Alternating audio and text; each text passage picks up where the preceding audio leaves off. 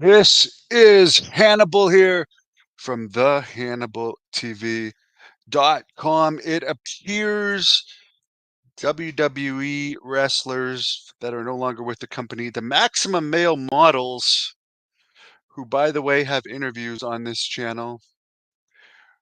And they've interviews did very bad views, 338 views, one, 291 views, the other, which by the way is terrible for this channel.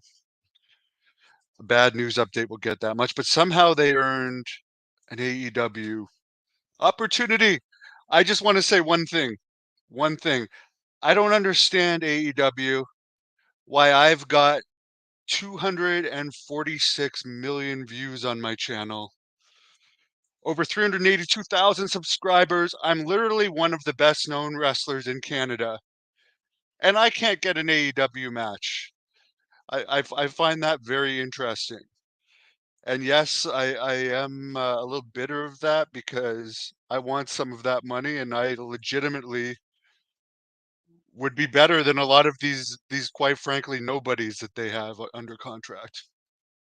Who Killed WCW Part 2 last night only did a 0.02 rating. Still better than what TNA gets, but that's got to be considered a disappointment overall, considering they were advertising Part 1 in Times Square and how much they've been promoting this.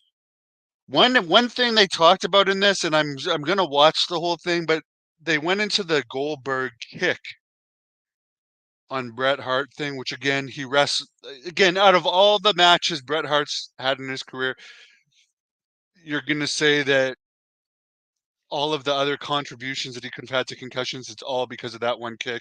And he did wrestle 10 times after that in WCW. He went on to wrestle a couple of times in WWE after as well, including a WrestleMania match. But one thing they didn't mention in this that Bret Hart has publicly said is he had a Lloyd's of London insurance policy. The same thing Kurt Hennig had, Rick Rude had, Nikita Koloff had, Road Warrior Animal had for a while, where they would get large amounts of money if they just won't wrestle again, which is pretty damn good. And considering Bret Hart collected on his policy, which he talks about, and then even went on and he was somehow able to still have a couple of WWE matches. I really truly wonder if Bret Hart didn't have that Lloyd's of London's payout that he got, if he would have really ended his career or not. That's just something to think about. Because look at it. Look at a lot of those people that had those policies.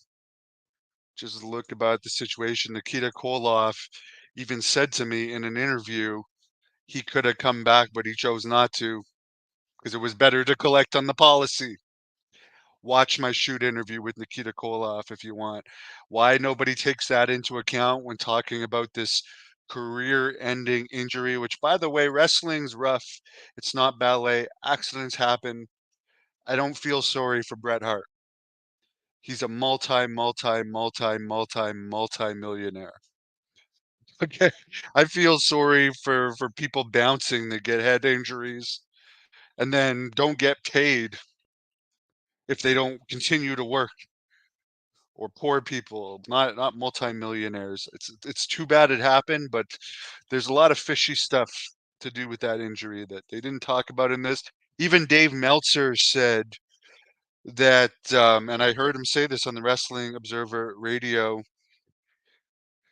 they didn't really do their fact checking on this show. There was a lot of stuff, questionable stuff said in this Dark Side or Who Killed WCW Part 2, which I can tell you they didn't do their fact checking on the Dark Side of the Ring show about me and Abdullah the Butcher. There was a lot of bullshit said in that show, which I